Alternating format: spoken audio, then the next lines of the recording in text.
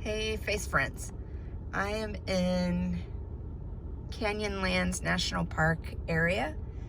I'm not sure if I'm in the park or not, but I'm definitely on federal land.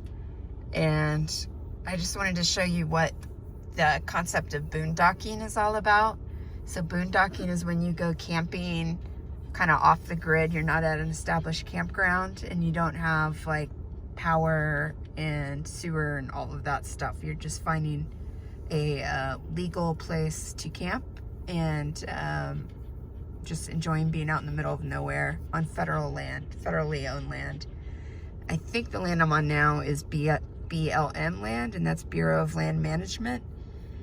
And it's really spectacular out here. I like to explore these places because in the future I can come back and stay for free and stay at places that are much more beautiful than the paid campgrounds. So I'm checking out this entire area, and I'll drop pins and track coordinates, so if I ever come back, I'll know where to stay. And one thing that I pay attention to is how good the road qualities are, because if I'm in my four-wheel drive SUV, that's one thing, but if I'm towing the trailer, that's another thing. So I'm looking for stuff that's fairly level and easy to drive on. I have to think about, like, if it rains, is it going to be easy? Will I get stuck like in the mud or something like that? So these are the kinds of things I'm thinking about. When I just was camping out of my Jeep, I had a whole lot more options than I have now when I'm towing my trailer. So I just want to show you this one place. I don't know if it's going to work out or not, but you can camp for free here. I already know that. And I see, obviously, some people have driven this way before.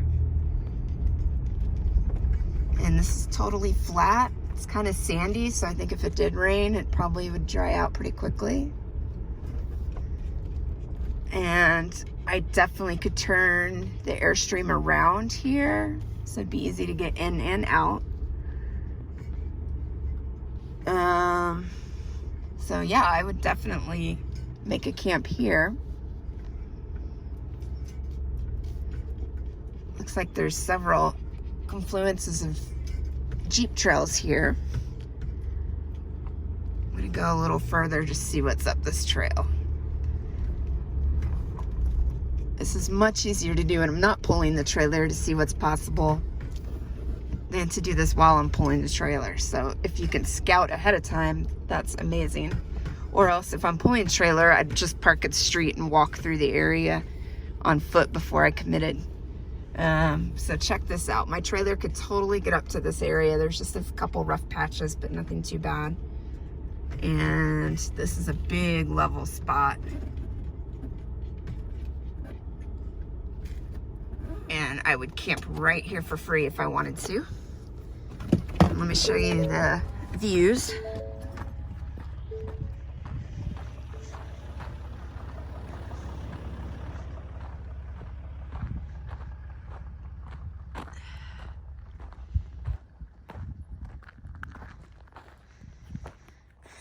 Not too bad. Got the whole canyon down here. I think the Colorado River's off in the distance.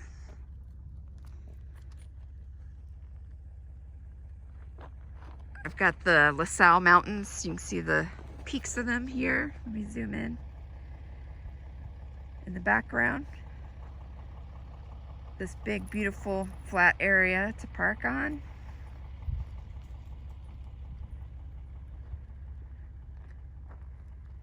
And then the $1 million views.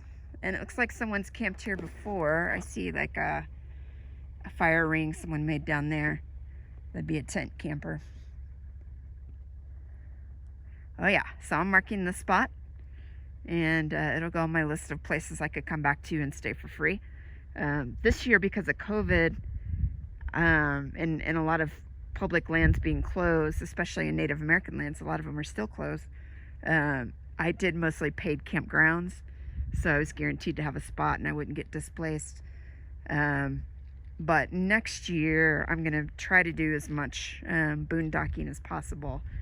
And I'll go from spending like $12,000 a year to maybe a few $1,000s a year on camping, which is fun. And I like being somewhere out in the open where Dexter can just run around for free, and I don't have to take him on leash for every single walk. I like just the door to be open and let him run wild. That's fun for both of us.